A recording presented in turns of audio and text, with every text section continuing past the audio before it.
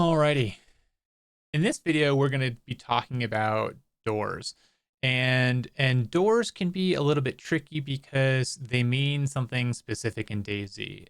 And I say this because there are fences and gates inside DayZ, but then there are doors on houses. And so there are two distinct things, and they're different. And that can really trip up new modders when they use the different or wrong vernacular and mean one thing and want another. So in this video, we're going to first start with a regular door, or a fence, I should say. Then we will move on to a door, and then we will put them into the game and show you the differences in how you can interact with them. So when we talk about fences, that is simple animations, kind of like the first video, where you define your bones, you define a memory point for the door to rotate around, and then you set the animation source to a user. And then in the script side, you have an action that just triggers a net sync to open the door, which toggles the animation phase. And since all the animations are defined in the P3D, the model config, and the config.cpp,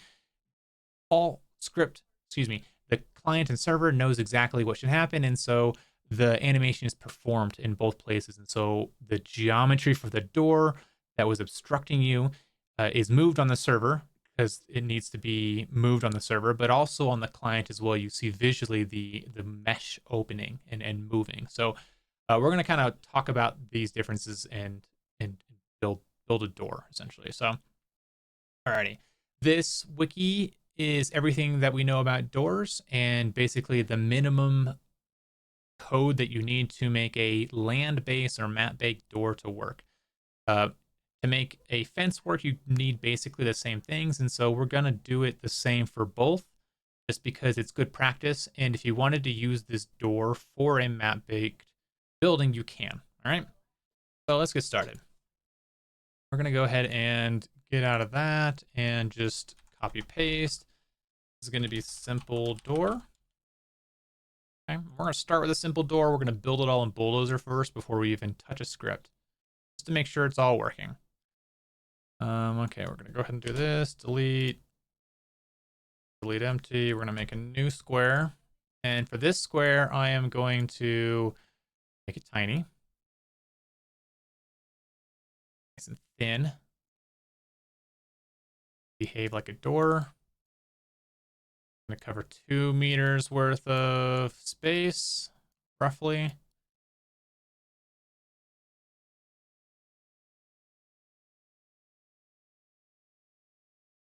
Keep that selected so that I can get a nice brown connection. Okay. Go ahead and make the door visible. Heck. Give it a texture.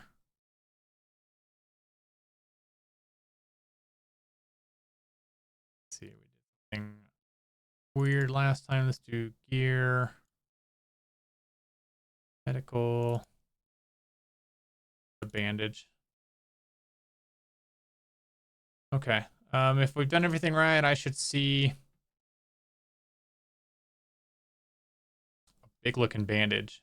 Yeah. Okay, cool. All right, we got the world's largest bandage blocking our view. I'm gonna go ahead and do the same thing with this.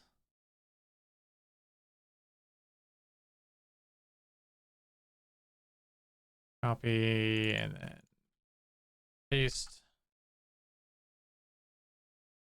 Paste, give it a penetration value of, I guess we want it to be like a wood. The view geometry is here so that we have something to interact with. The memory points, let's go ahead and mess around with these. We don't really need to do this, but I don't know. It makes me feel warm and fuzzy when I have set up. It doesn't take too much effort. Okay, geometry set up. Okay, so now we need to give this thing some animations. So just like our last one, we're going to copy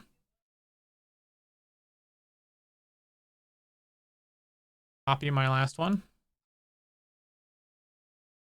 I'll make a new one, right? So our class needs to be the same name, our P3D, and so simple door. We're going to go ahead and make a new skeleton. It's going to be called class my door skelly.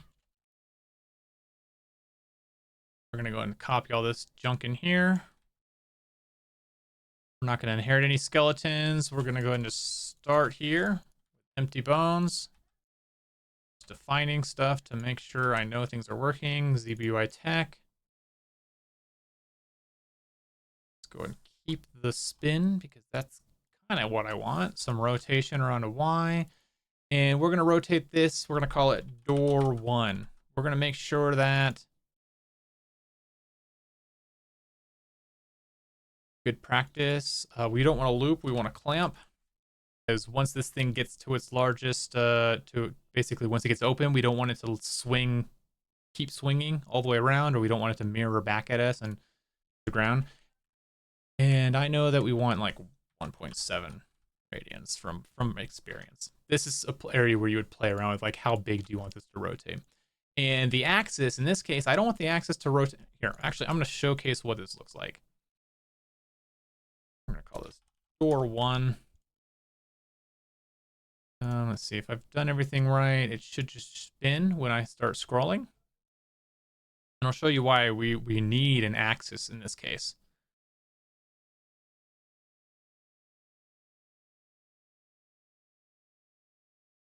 Okay. I need a bone to actually spin. So we're going to call this door 1 bone. We want the whole door to rotate. Redefine. Okay. 1. We need to give it a bone. Door 1. For doors, especially in this case, the name of the selection kind of matters, at least for land-based doors in the doors array. That's one reason why I usually say door 1, door 2, door 3, depending on your building. That should work now that I have a bone.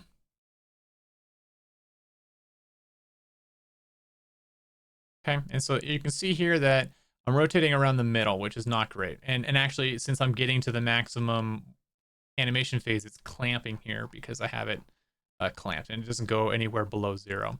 So we want to change this so that when we open the door, it rotates around this side right here, or this side. It really doesn't matter. I believe the front of this thing is on this side. Might be this side. I'm never good with that. I'll have to put it in game to see where it goes. But so I need to make an axis for my rotation. So in the memory LOD, we're going to press F7 to create a square. We are going to position one of the corners in the area that we care about. Doesn't really matter where it is. I like to keep it somewhat away from the existing points so it's just easy to select. Make sure it lines up on all of our views, left, right, left, front, and top. Cool. So this is where I want it. I want to only keep these vertices, and so I'm going to go ahead and delete, copy that, delete. Okay.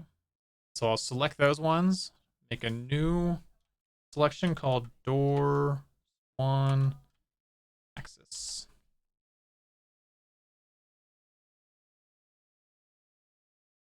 Door 1.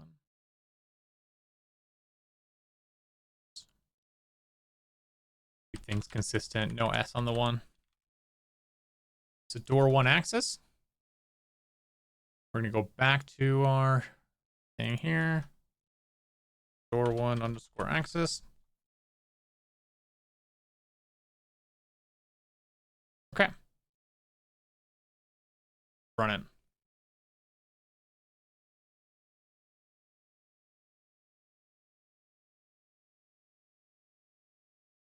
Uh-oh, where'd it go? What'd I do? Oh, I was in the memory LOD. Whoops.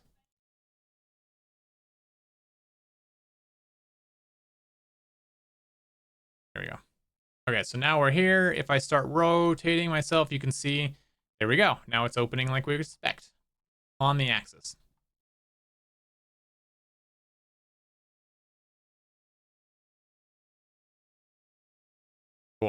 So now we have a door. And we know that it works and it rotates because it's rotating in Blender. And so at this point, you have two pathways. You can either say, I want this door to be map baked, or like a real door on a building that can be locked. It can be meleeed open.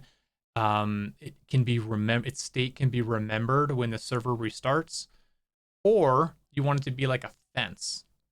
And fences basically always start closed. They have a different action to open them, and they can't be meleeed open or locked with a lockpick, right? So this is where things change, okay? So we're gonna go ahead and take the map bake door where you can lock it and you can melee it open and then things like that. And because to make it a fence is really just making a new action and taking this existing thing. And so it's easy to do it this way and then just add on to it. All right. And so we're going to start from the top here, which means we need to make some new LODs. We need to go into the res LOD, we need to go into the geometry LOD, and we need to go into the memory LOD to do some stuff. And we've already got some of it. So we're going to go and click this. So on the resolution LOD, we need a selection for each door. And this is because that's the bone that we're creating to open the door. And in our case, we have door 1, and that exists. We don't need to do anything else. Awesome. In the geometry LOD, we need a door on top of the component. And so for us right now, we just have the component. And so now I'll need to make one called door 1. And then since it's selected, we'll redefine. And this is so when the animation happens on the server, the door geometry and collision actually changes. A very common pitfall is not doing this. And people will be like, well, my door's open, but I can't walk through it, and I keep getting rubber banded back. This is the reason why that's happening, okay? And so in this case, we're going to also add these. We'll have class house, map building, and damage no.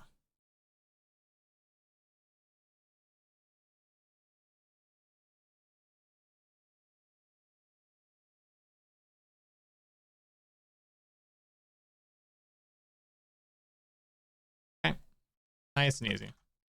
And then in the memory LOD, we need a few things. We need the axis we need to rotate on. We need the action for the prompt to show, and then we need the sound, the place for the sound to play. So we're going to go ahead and add these memory points here, which shouldn't be too difficult. We do insert to add a new point. Go ahead and bring it up here in the middle. Door 1 action.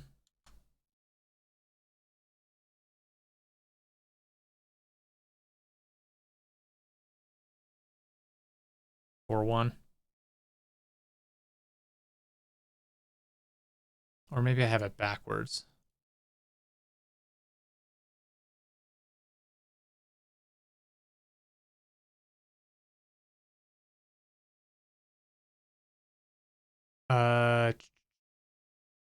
Where the sound should be played and with the widget. So okay, yeah. So the widget and then the sound. So the action is for the widget, the other one is for the sound. Or maybe it's reversed. Let's see. So for the door model config, it basically tells you exactly how you should do it here. In this case, we already have this stuff because we are good animators and we already read the model config setup. And so we sort of understand how to make bones. In this case, for a two-door door, you would have 2 bones. In this case, they just rotate both the bones at the same time. So we don't need anything here. Actually, I'm going to go ahead and take the angle. 1.4 instead of 1.7. Okay. Let's see. Skeleton bones, all the name selection, we already have that. Type is rotation, we already know that. So since we are defining an axis, we don't need to just specify the rotation. I like to, just because it's more definitive when people are reading your code to see what's going on. Important that. Okay, and then, well, let's make sure everything is still set up.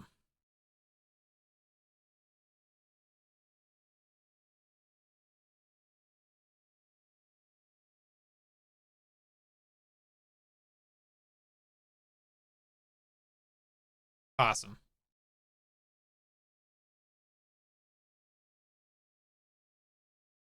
Cool. So from this point on, I know that my door works in this case. So if it's not working in game, it's probably what we're about to talk about next, which is the actual config CPP. All right, so I'm gonna go ahead and copy this from here.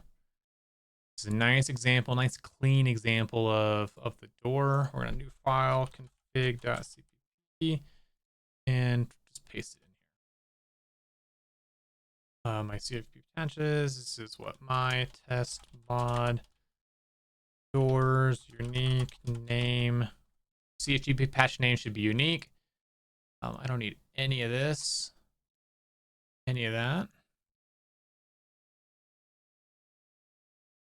Okay, how's no destruct? Then we want, so it's important to know that when you're doing baked things like this, you'll notice that there's a land underscore prefix, and that's because the game has special things in place to look for that land underscore. So I'm just going to go ahead and take my simple door, take the P3D name, post it to the right of that land.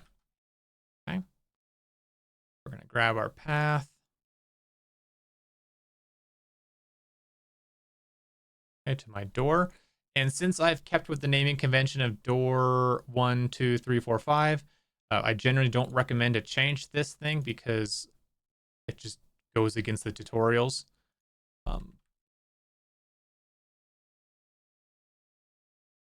Let's see. So door 1, display name. We don't really care about that. The component 1 is door 1. We've defined that in our P3D. The sound position, we define that in our P3D as well. I'm going to go ahead and keep the correct casing. Animation period. So this is how you, so if an animation is already defined in the model config, these three things here are how you can control if it lasts longer than expected and when it starts and stops. Okay. And these sound open and closes. I'm going to go and just grab something from vanilla. The door sounds or the wooden sounds. Okay. You don't have a second door, so I'm just going to get rid of that. And I'm going to keep this, keep door 1. Get rid of door 2. Cool. Cool. Unpack this. Oh, we got an extra semicolon, looks like.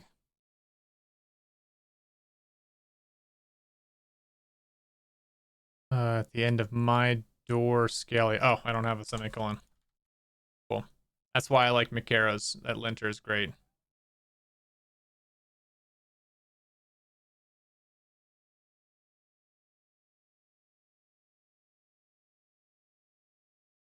Let's go and start our server. Start the client. And if we've done everything right, I should be able to spawn this door in and immediately begin to open and close it. Okay. That's the power of just hooking into DayZ's vanilla door system. And I know that other people will be like, well, what if I want to like put a key card to this door or something along those lines? Like you can get around that with scripting and make it so that you can't actually like hurt the doors. Or you can just go with the normal sense route and control it that way, which is, in my opinion, easier.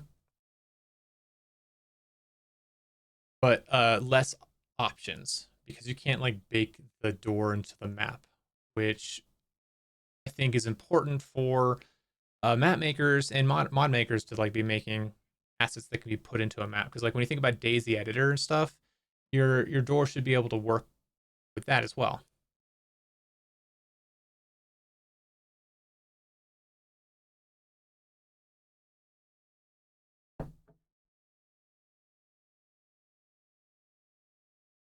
Scope 1 thing, yeah. Uh-oh. Let's see. Might not even be in here. I might have forgotten it. Oh, do I not have a Where are my admin tools? Alrighty, we have our admin tools. Actually, I had to actually set up the server correctly instead of doing what I was doing. Not a problem. Okay. So, one thing I noticed while I was loading things up, I didn't put a scope here, so I don't expect the door to be present in the spawn manager. So let's just make sure. Full door. Yeah, it's not there. It's not.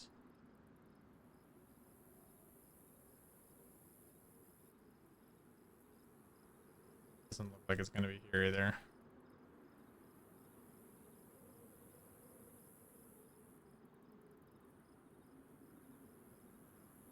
Oh, it's here. Okay.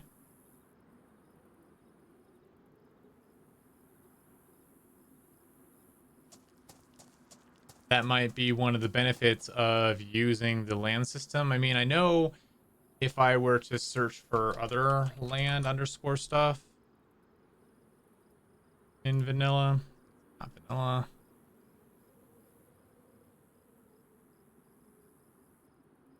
And they do have scope 1 here, so it might just be something special. Let's go ahead and bring it down, though. Make sure that we can actually interact with it.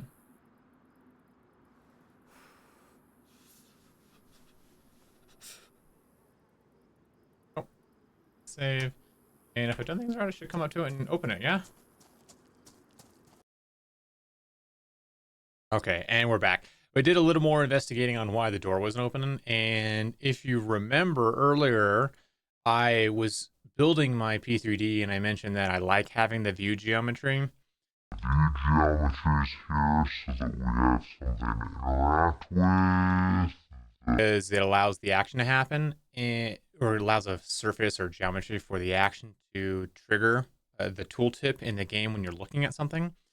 And what turns out is that in a map-based door, or in a, go to geometry here, and the class, the map building, class house, if you have a view geometry for this type of door, it's actually going to block the actions that are inside of the memory LOD. And so, you know, when we talk about DayZ doors on buildings, you know, I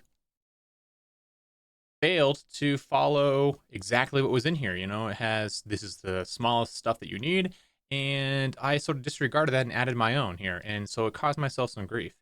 And you can see that this is a pitfall for new modders. Even experienced modder like myself kind of fell into the trap of, oh, well, I use this on other stuff, so I'll just use it now.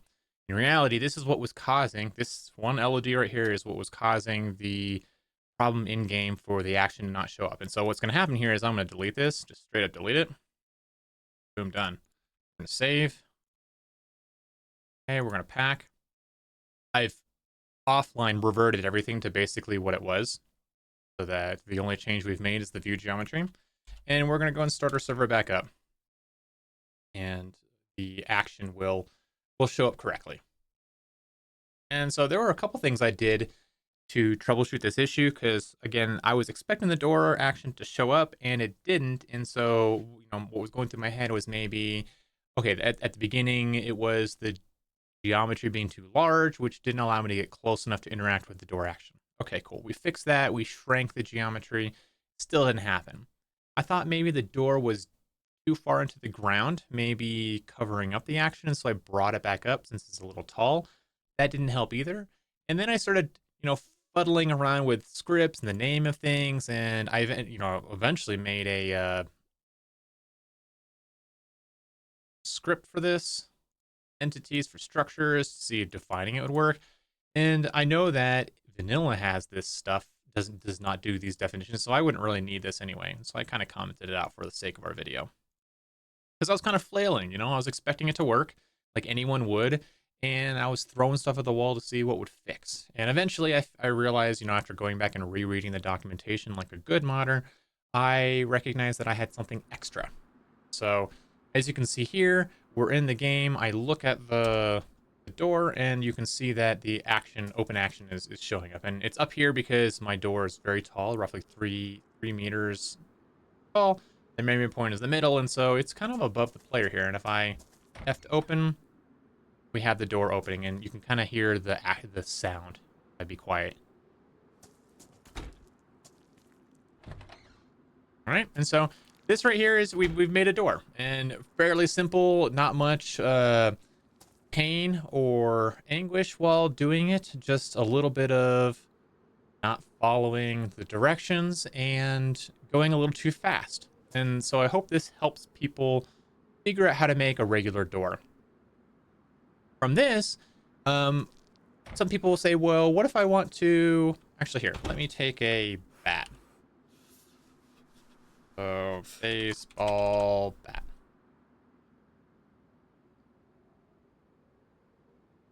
Okay. And I'm going to hit this thing.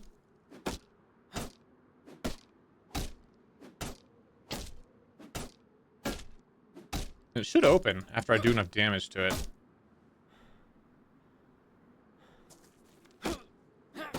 Got 1,000 health, so quite a bit of damage needs to happen here. Maybe I'll do this one here.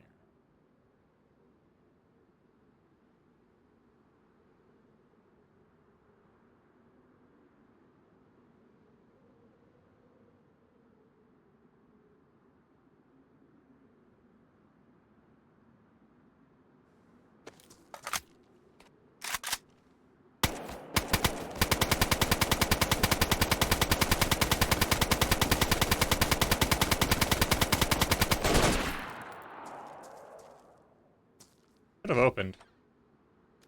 Kind of hard to tell if it's actually closed or open, or just basically ajar. Let's see if we can lock pick it. We should be able to lock it like a normal door. Yeah. Okay, so you get these actions as well, which you might not want. Right. So in this case, if we wanted to continue using this type of doors, we would need to sort of override the lock and unlock options to not work for our doors. And we would need to make sure this door is like invulnerable. So we would disable any melee damage. So we're going to go ahead and do that here for the sake of the script, for the sake of this video, just so that people can see that you can take a basic mat-baked door and actually put a key card to it. It's not terribly difficult. Okay, but this is where we'll get into some scripting. Everything up until now has basically been P3Ds, model config, and config.cpp. Basically the same as a retexture, right? I haven't really created anything new here. I've just copied and pasted from other places and connected the stuff together. But now with the scripting side, we're going to be creating something new. And so this might be a little difficult or foreign or scary for some people. And just follow along and ask questions if you have it. So I'm going to go back to my door here in the script side. I'm going to uncomment it just so it's available. In order to actually like touch this object or this door on the script side, I have to create a class for it. And I personally like making parent classes that are just like templates to be like a category for holding all my doors. Because what if I want to make more than one door, right? Like one door right now works, but if I want to make a second keycard door or make a bunch of doors that have different keycards that open them, I need to be able to, I don't want to duplicate like code and functionality. So in this case, I'm going to go ahead and just add this here. We're going to go class, and we're going to make some random class underscore keycard map door. And then we're going to do extends house. And you might say like tree, why are we doing house here? Because if I were to look for, let's say, let's look for sound closed from an existing building on a vanilla structure here. Okay, so we have land, mill, fire station. Does this exist in scripts? No. Let's go ahead and just look for house no destruct. Extends house. Because I know that, so house no destruct is the config value or the config class for these things. Inside of the script side, it's just house. Okay. And so I can see a couple things here. Land buoy. Let's go ahead and make sure in the script side that it's a house no destruct. Okay, cool. This is a Sakal asset. So like, let's say you're trying to derive this on your own.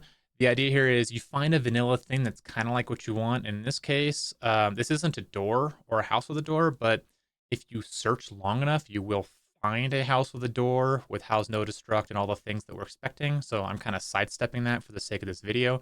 But I would definitely encourage you to do a lot of crawling and parsing of the vanilla files to find it so that you understand why I'm using these class names.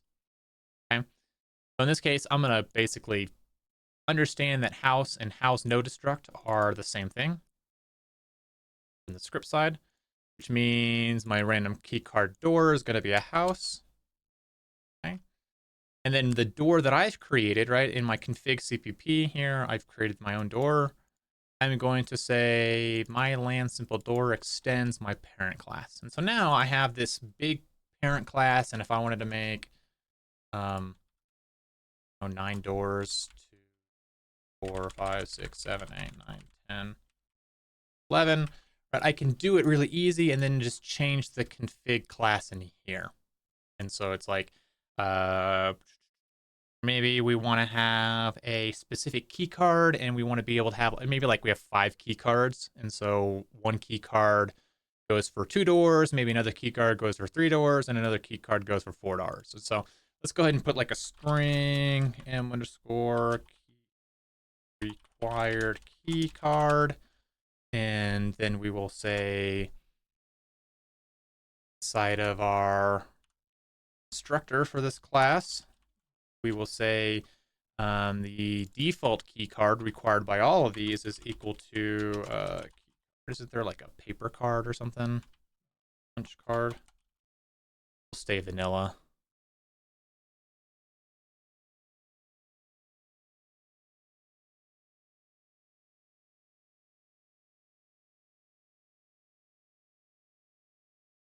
Pretty sure there's a punch card in here. Punched card. There it is. Okay. Okay. So we'll say that, this thing, all doors by default require the punched card. This is important because this helps provide a base case for all of our doors. And then let's say for my specific door, my first door that I care about, let's go and comment these out since we don't have them yet. We're going to make the constructor. Okay.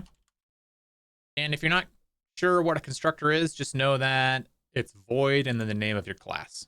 And every class has a constructor. So in this case, we would say required key card equals something else because this is a new door that we care about. And I'm going to say I want gift wrap paper just for my concern. Maybe it's a blue key card or a red key card. Okay. And so this is how I can sort of define different key cards. So while this one door takes gift wrap paper, all these other doors would take the punch card. All right. Just an easy way of making it require something else. Okay. Now we know the door knows which key card it's supposed to take. Now let's go ahead and look at the action to open a door. So I know that it's called action open door, but for you, you might not know. So you would probably just type in open door in the search parameters. Go ahead and get rid of non-vanilla stuff since I have a bunch of crud in here. Okay, and we're looking, building, open door. Okay, so buildings have a door that opens and closes. You can kind of see all of the stuff for the house no destruct. Lots of stuff. I keep looking down the action. Oh, action open doors. Okay, awesome. So we have the vanilla action to open the door. There's also close door. And you'll also notice that there's action open fence. Okay, and so this is what I was talking about earlier about how mat baked doors and fences are fundamentally different. The doors that are baked in are looking at a component index and looking to see if a door can be opened within the object. There's an internal array that stores the door state, and it's saved when the server closes, and it is re-added when the server starts back up. And so whereas with the fence, it's really just looking at, are you looking at the right selection? So you're looking at the gate. And then if you are, then you are going to open the fence, which is really just triggering an animation on the client side. If I go to update visuals, we'll see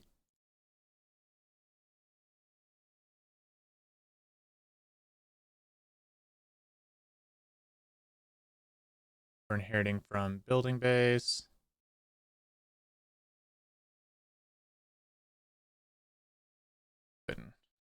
Not in there, so we'll go ahead and void update visuals. We'll do the text matching.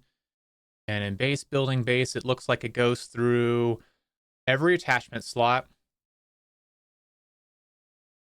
Update attachment visuals. If it has a base, you can see set animation phase and the animation deployed, which if we look up here will be the name of selection called deployed. Okay, cool. And so you can kind of start seeing how the fence is working in the animation. When we call set animation phase, this is like in Bulldozer when we were scrolling our scroll wheel and it was moving the animation phase up and down. So it's actually animating the item. So this function call right here, set animation phase, is how you invoke animations via script. This is a foundational concept. And so if you are confused by this, I would pause the video, rewind it about 10 minutes and rewatch this again, because set animation phase is the important thing. And you can see inside on my left hand here, it's used for like boxes opening and closing, wardrobe doors open and closing, lots of things. Because again, since the animation is defined on the client and server, it's deterministic. And so the server can say, the client can say, set our animation phase, and the server knows how far that geometry is supposed to move on the back end.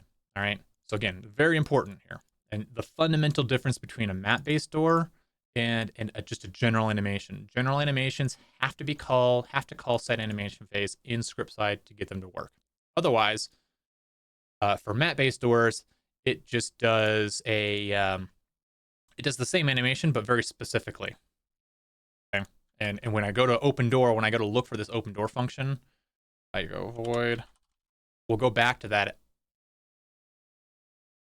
So in the building, right? This is a proto-native function. Like this is abstracted from us, so we can't actually do anything. We just assume that it will open a door of that index. And so if you remember, I was saying when you name your selections door 1, 2, 3, 4, 5, 6, 7, 8, 9, it makes sense to keep that naming convention because the index represents the order or the position the door is in the array. All right, order matters here. And so if you have a building with multiple doors, it just makes sense to keep them all ordered and numbered correctly for your sake.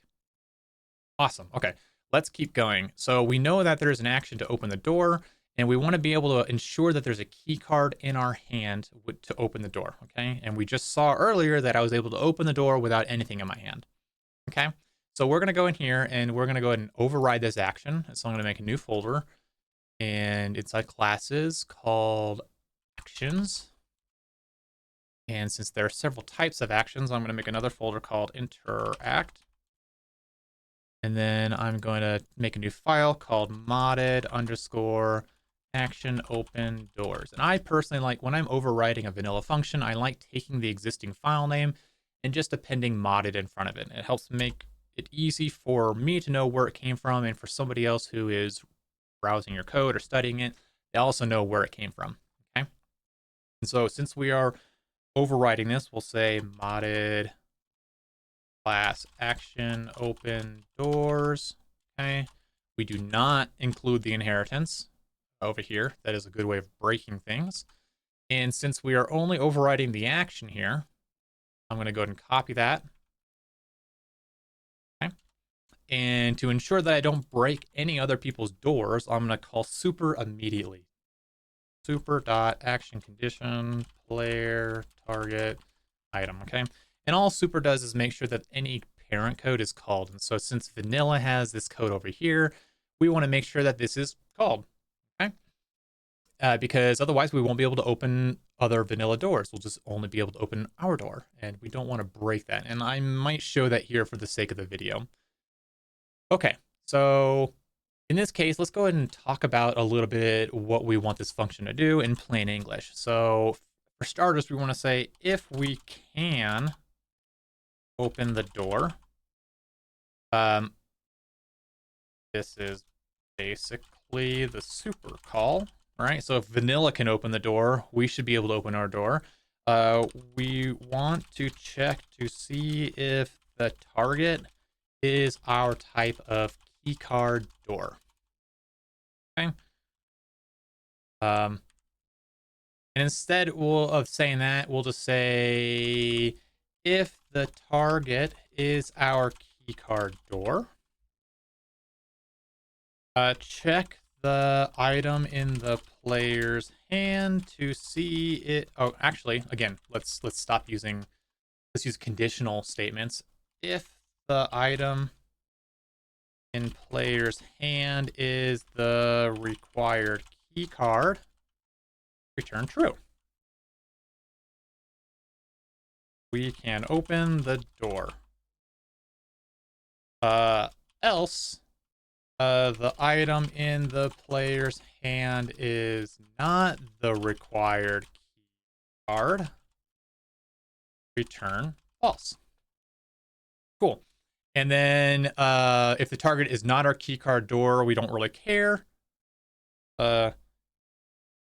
Right, else the target is not our keycard door, ignore or pass through, right? Keep doing what vanilla would already be doing. And in this case, if we cannot, or sorry, else we cannot open the door, return false. Because vanilla would already return false, right? In this case, if this function here for vanilla were to return false, right, this right here would return false, which means we need to make sure that we're returning false as well. So let's go ahead and put some code to this. We have some plain English, like our grandmas can understand this code. And so let's write, excuse me, our grandmas can understand this pseudocode. So let's go ahead and write some actual code to make it work. And honestly, I bet you 20 bucks I could feed this into ChatGPT and it would figure it out. Actually, I'm going to try that here in a little bit. Okay, so if we can open the door, this is basically our super call. So let's go ahead and bring that down. So if the door can already be open, okay. If the target is our keycard door, okay, and so we're going to do some casting. We need to be able to take our target. So in the action condition, we have a couple parameters passed in. We have the player, we have the action target, which contains the context of the action that gets passed around between client and server, and then we actually have the item in hand, the item base. And so we want to make sure the target, and if you're unsure of how to get the target object, you can see in vanilla, we're kind of doing exactly what we want to do here. So I'm going to go ahead and copy this and paste it. Okay, this is a simple cast to. So instead of building, I want to use my own door. So my random class key card, the type of my door, and then my key card door, name it something important so that you know what it is in 10 months.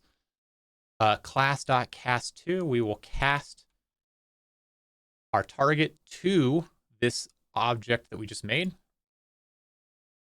And this sort of nested inside of the if is a implicit null check. And so if object was null, this would return false. And so it's a nice guard for us to not get a null pointer exception when we are in the runtime. Okay, so inside of this if statement, we know that the target is our door, and then we want to check to see if the item in the player's hand is required by the key card. And so there's two paths that you can do here. You can do something like if my key card door dot m underscore required item equals item dot get type. Okay, so the item in hands is this item up here, and get type will return a string, which is the name of the class. So if I'm holding a hammer, this will be hammer. If I'm holding a punch card, it'll be punch card. Okay.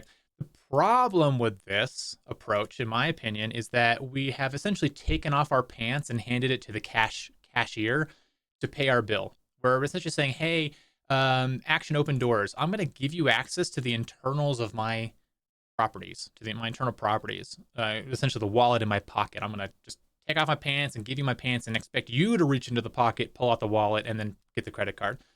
I personally prefer doing something like this. So it's like if my key card door dot as required item, and then item dot get type.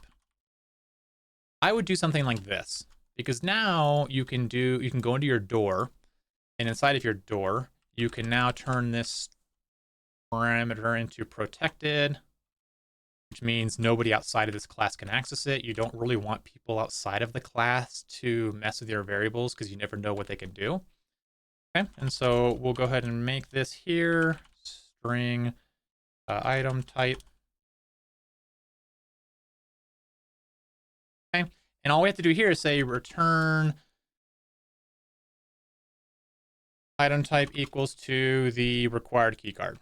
Okay, and so now instead of having a bunch of if-else statements inside of my action, I can just say, no matter what, just pass the thing in hand and return true or false. Let's see, is the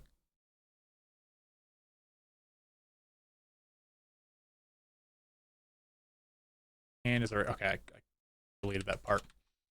If the item in the hand is the required key card, we return true. And technically, you could just, instead of doing this if statement here, you could just do like return my key card door dot has required item, because this is a boolean, right? And it will return itself. Like this works too.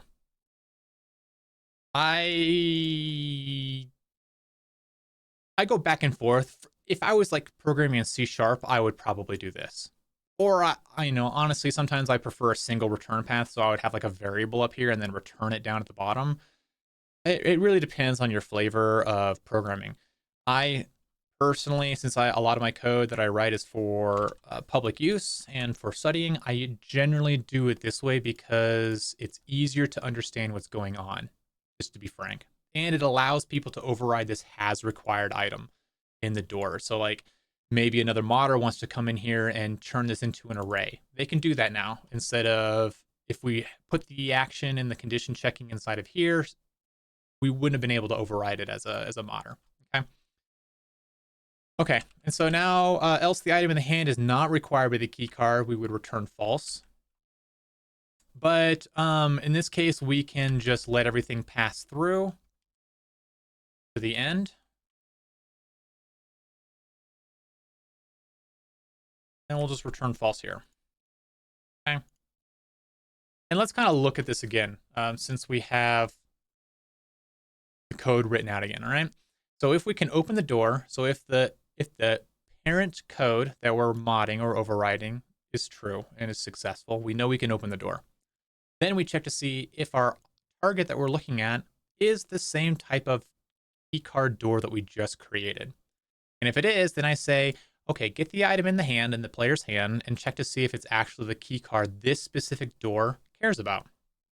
And if it is, then we return true. Otherwise, if any of these things are false, we return false. That's our catch-all. Because essentially, if the door cannot be opened, we don't want to return true here to open the door. So this false down here kind of guards us. And if any of these if statements fail, they will continue passing through until they hit this last false. Okay. And so if I haven't made any compile errors, I should be able to pack this mod up, and I would expect our door to not give me the open action until I'm holding gift wrap paper. All right, let's go ahead and make sure and test to see that happens.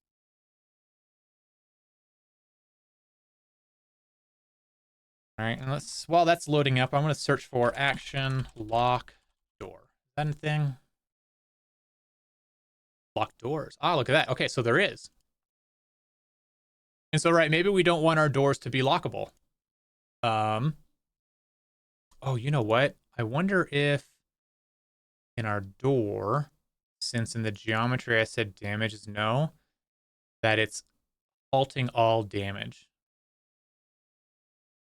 to that door, so I can't actually melee it open. We'll check that out. Okay. So let's say I want to keep this door from being locked. We're going to do the same thing we did with action open doors. We're going to go to our actions here.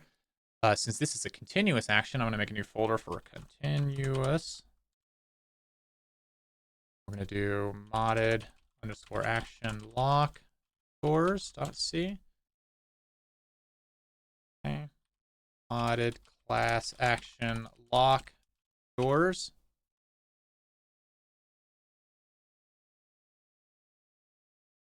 Okay, and then the action condition, also what we're still overriding here. And we're going to do the same thing. Let's talk it through in plain English.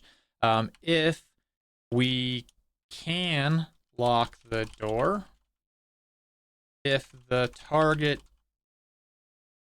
is our keycard door, return false. Do not want it lockable. And since it's not lockable, you don't have to worry about the unlock action because you can only unlock locked things. And so if you can never lock it, then you don't have to worry about overriding the unlock. All right. So let's go ahead and write some code to finish this out.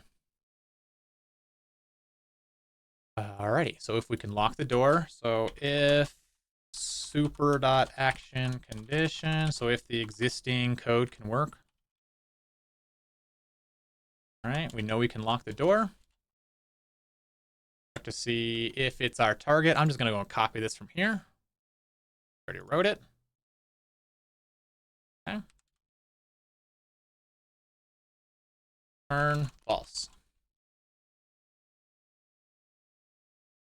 Now, an important thing here, okay?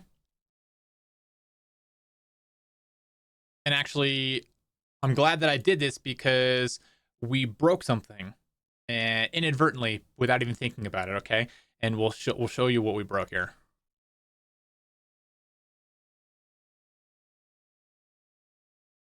Oh, I made a typo. Silly. Cool.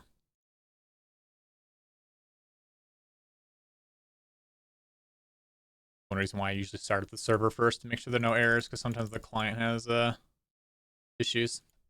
Okay, let's go and repack this, and I want to keep the bug in here for now, so we can see what I just did, and some of the dangers that are in using and modifying vanilla stuff, right? And why some people usually opt for just making the fence way and not really hooking into vanilla actions. Okay, so if we cannot lock the door, we'll return false. Okay. Working through the compilers of scripting here. As I'm not doing a workbench, it's not telling me the compilers, which is okay. I mean, I don't expect people to do work in workbench. And honestly, while we're waiting for this to come up, if you don't have the script IDE from the Alpine team, I would suggest getting it. Very useful. Very useful. This was providing all this highlighting and every now and then the auto-completion when it's working. I have a lot of code, so I have to parse a lot. Looks like it's working. Okay, cool. All right. So the astute person that's been walking through this will recognize that I haven't accounted for the true option. I've only accounted for the false option if it's not our keycard door, which is going to be a problem for all other doors on the map.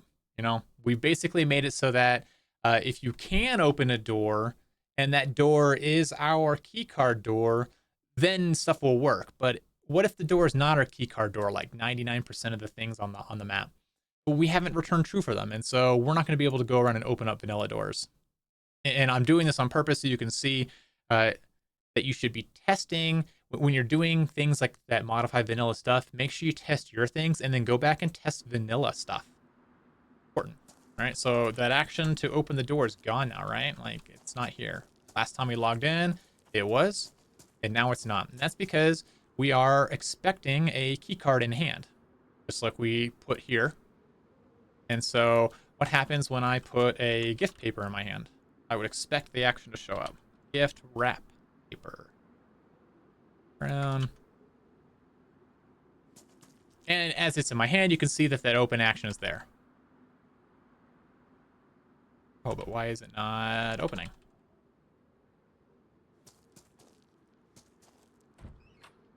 Oh, strange.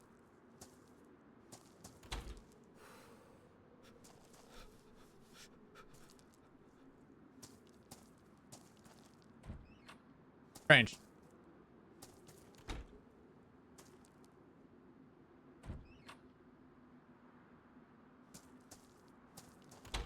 Not sure why it's doing it like that. Need to put in some logging, but as you can see, it's working more or less. Okay. Now let's go ahead and go to a regular door and watch it kind of blow up in our face.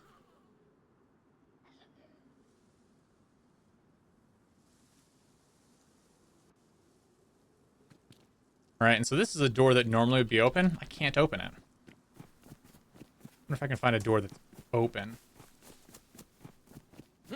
already. I don't think so.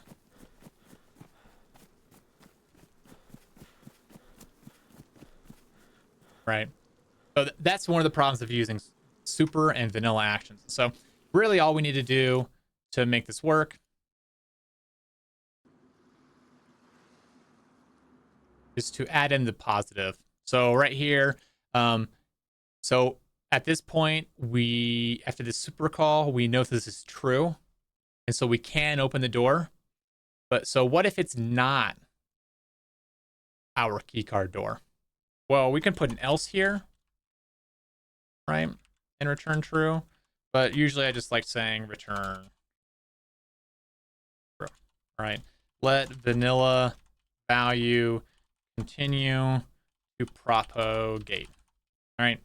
And this is important. It's probably the most important thing in this video here. So for the action lock doors, we're gonna also do the same thing. So if I can lock a door and it's not our target, I'm also gonna let vanilla continue. Okay. Let's see. Action open doors on start server. Check a door is locked. Server locked target on use.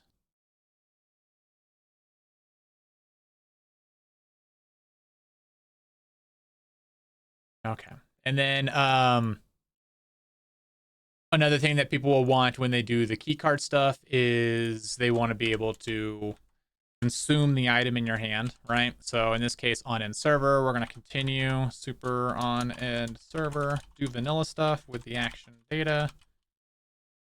Okay. And then we're going to say something like entity AI, be really generic about it, because what if somebody wants to modify a key card that's not, or modify an object that's not a key card, that's not an item base? This kind of helps it out. Okay. Item in hands. If class cast to action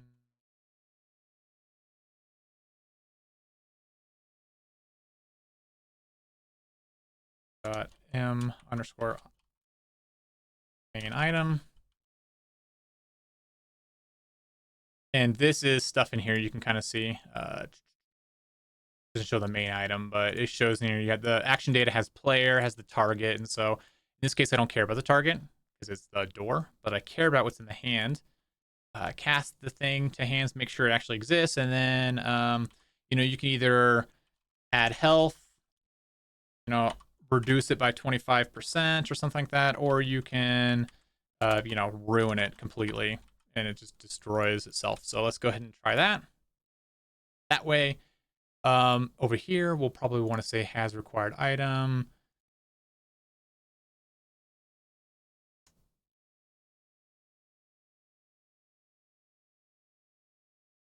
And item dot is damaged, destroyed. If we are not damaged and destroyed, so basically I can only use key cards that that are not broken. Okay. And so now when I use my key card, I should only be able to use it once on that door because it will have been destroyed. So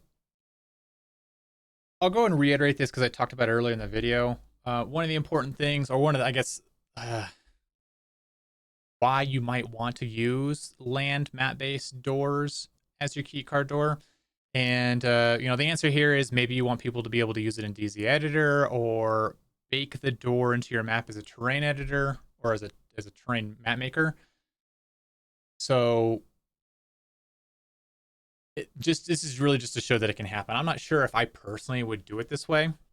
Unless I wanted like a big door or an animated door that doesn't have any functionality. I don't know.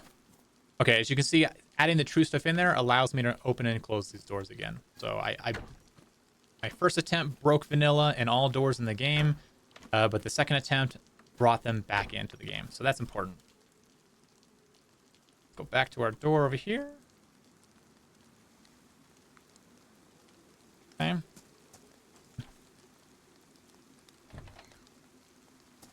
Oh. Now why can't we open that? Oh, right. Okay, so here is, me being clandestine and short-sighted. I need to, instead of doing a return true if this thing fails. So basically what's happening is we don't have the required item. And so this code is not evaluated. Which means I need to say if we are still inside of our door code and this does not pass, we need to return false. We need to make sure that we can't actually open this door. If we're looking at our door, but we don't have the required item or it's destroyed, then we need to return false. All right. However, let's go ahead and put it in our hands because this will work anyway. And the functionality we're really trying to test is the gift wrap paper and ruining when we use this. So I'm going to open the door and I'm going to expect that gift wrap paper on the bottom left to go red.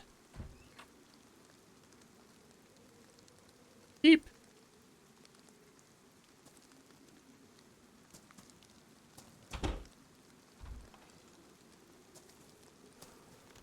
Okay, well, let's figure out what's going on here, because, whoops. Feedback.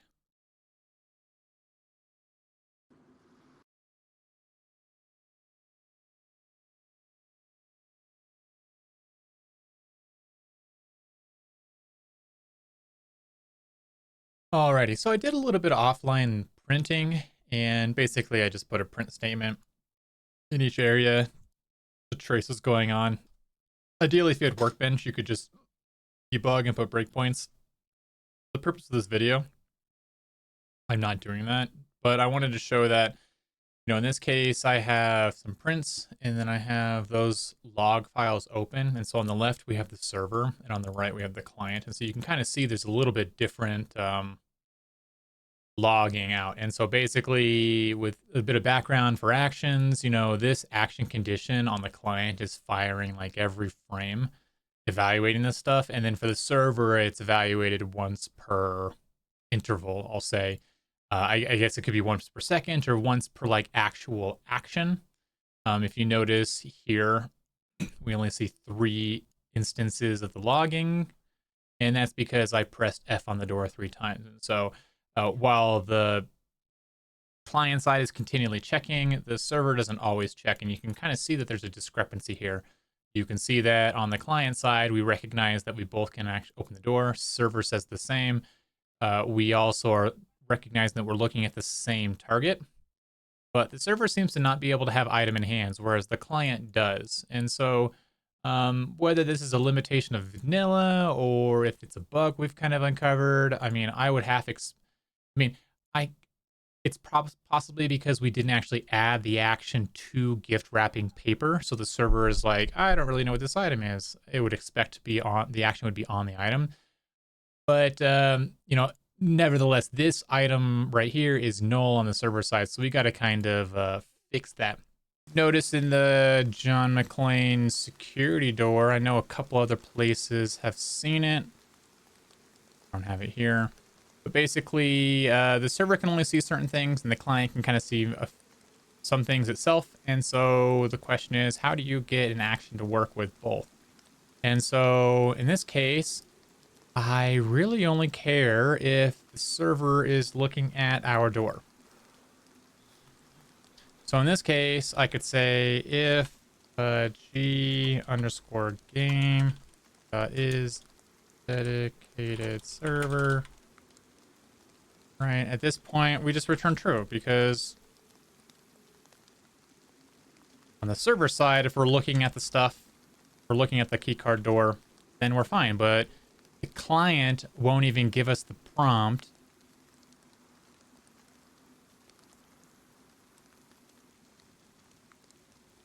if we are not looking at the door. Okay, so I guess the next thing would be,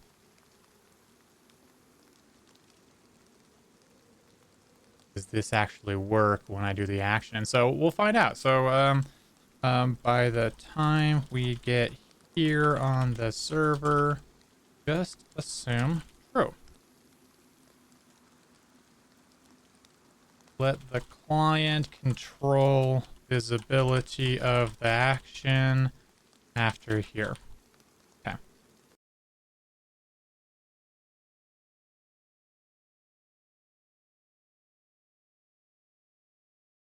So now what I expect is for my server to always basically say true when I'm looking at the door, the keycard door. And the thing that will actually show the open prompt on the client side is if I have something in my hands. And so we should be able to sidestep any issues where I can open the door with nothing in my hands because the prompt won't even show up. Sure, I'll be looking at the door, but I don't have anything in my hands, so the client side action won't trigger.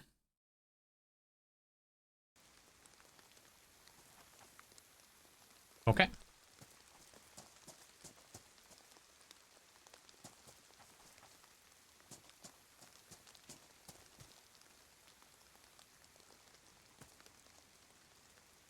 Interesting. Okay. Let's see what the logs are telling us now. All right, so the server, I would expect nothing here, right?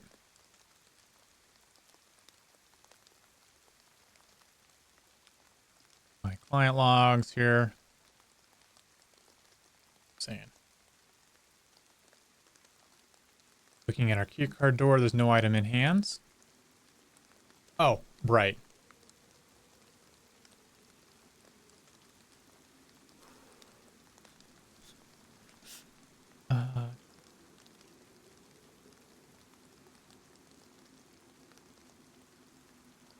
There's no item.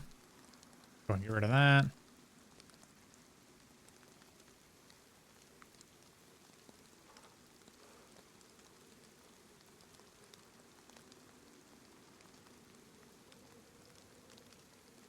Still concerned about this one here. We might not be able to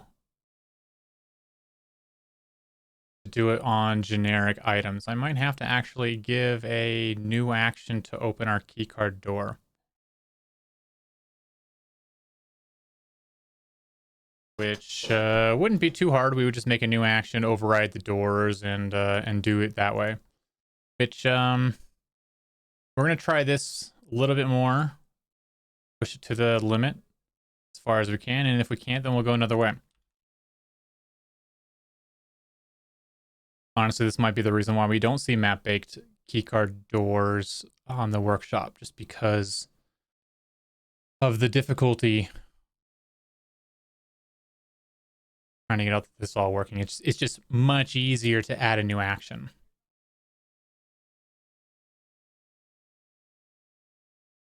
But we don't do this because it's easy. We do it because it is hard.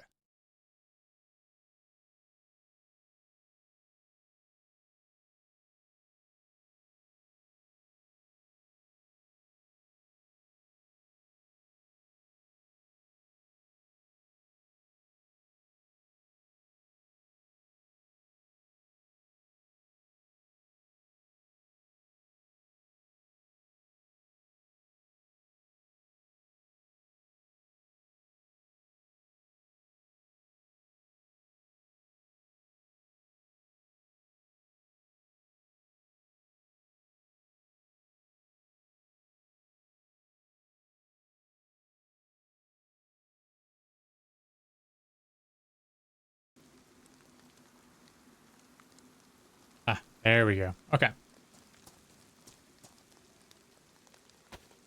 Right, so the client knows what's in its hands. The server apparently doesn't, but that's okay.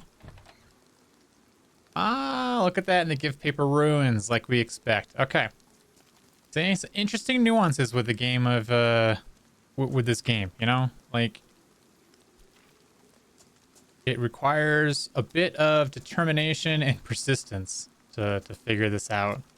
So it looks like we did it. And so now we have a map bake door that opens only when you have the required key card in hand.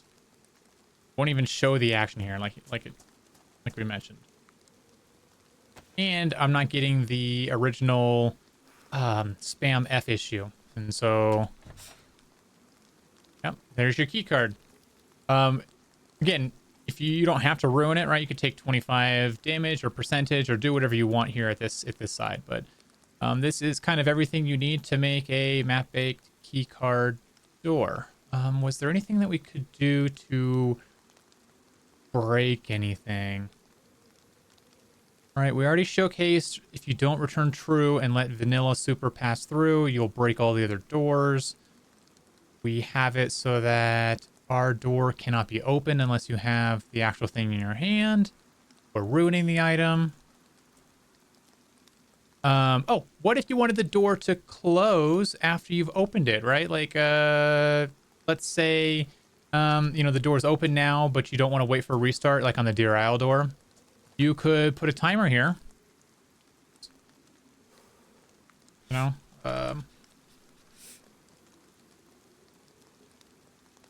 All later close door. And since you have the action data, right, you have the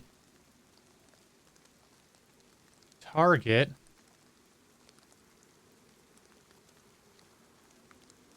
Okay, so in this case, you have action data .m underscore target. Okay, so now you actually have the door we just saw. And then you can say like my keycard door dot close after some time. And then you can even be like, I want to have some doors close more than others. So like 60 seconds, right? And so your keycard door is going to have a function in here where it's like void close after some time in seconds, right? And then we want, default to 10 seconds. It closes after 10 seconds. And now we want to do some call later shenanigans. Call later. I'm just going to grab something from vanilla.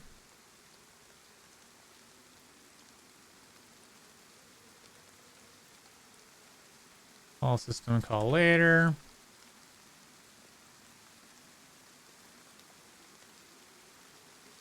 Oops. Okay, I'm going to make a new function that does this. Just because it's easier.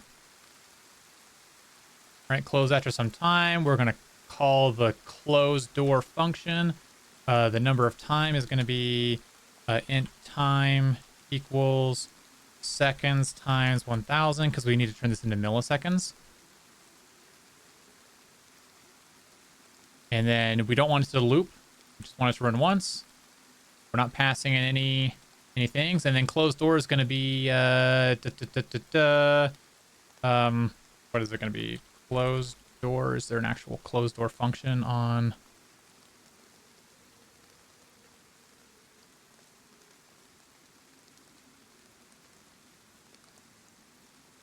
Okay, yeah, I can just close door 0, the first door. This is a hack, right? Because ideally you'd be like, get the target door from my target, from my cursor. But in this case, I know I only have one door, so I'm just going to close the first door. Like, but ideally you would probably pass in like, say like, actually let's just do it. Int,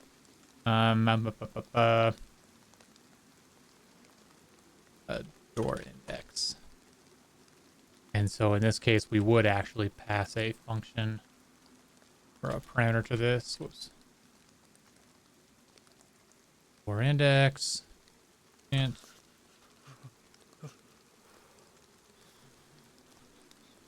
And then we'd actually close that door.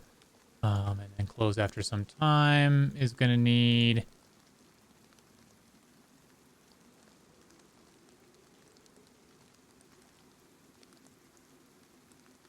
target dot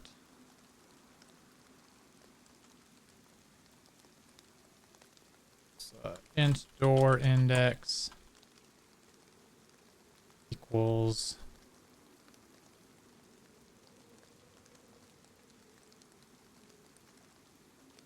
okay. So this target.get component index, this is basically, you know, your cursor hits the P3D. P3D knows what component you're looking at, and so it returns that component. Since we named it door 1, we know that the index is going to be 0, and that's why we name our doors 1, 2, 3, 4, 5, 6, 7, 8, 9 in series, so that we can understand which door we're talking about. And so in this case, I'll pass the door index. So now if I add more doors, I don't have to worry about it. It'll just get the door based on how we just defined it. And we're going to make this quick. Close after 5 seconds. Okay, that should work for what we want.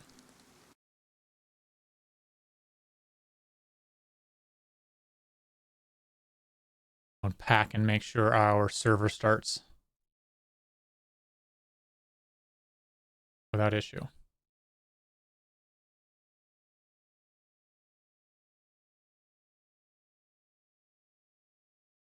Okay, I did a little more digging, and this was a me goofing up a problem with the door. If you look at, ultimately, if you look at house, and you're looking at the inheritance structure, you're looking for really like class house extends building base or inherits from building base, and then class building base inherits from building, and class building inherits from entity AI. So really our house is a building, and the building itself already has closed door. And if you noticed, I was using the same function here, which is a no-no. I was also trying to like redefine and make a new signature. This is confusing to the to the engine, and so I just fixed this really simply by giving an explicit name and then running the server. So at this point, I should expect to be able to open the door with my gift wrapping paper in hand, ruin the gift wrapping paper, and then the door will close after 5 seconds. And this sort of helps us to do our whole deer aisle keycard door, really a bunker door. And you can kind of start seeing how we can do other things. So like, what if maybe I want to like play a long sound before closing to signal the door is about to close, or maybe even open, because like the DRL door does this but in reverse. And so, and then maybe like play another sound after the door is closed, right? And all you really would be doing is kind of duplicating this, putting in a new function to these areas, and then adding time, right? This is just a chronological set of events. So something starts at 5 seconds, one starts at 20 and 30, and then the other starts at 60. So that's how you can kind of build up the event chain. All right, so we're going to open the door, and then 5 seconds after, it should close. 2, 3, 4, 5, maybe. There we go. As simple as that. And I think at this point we have exhausted the entire sort of use case for doors. I don't think there's anything else I can show you that I haven't shown before in other videos. So hopefully this was informative and educational and helps you on your door journey. Next video we'll sort of talk about the gate and general animation way of making a door. It's essentially the same thing, but a different approach. So hope to see you soon.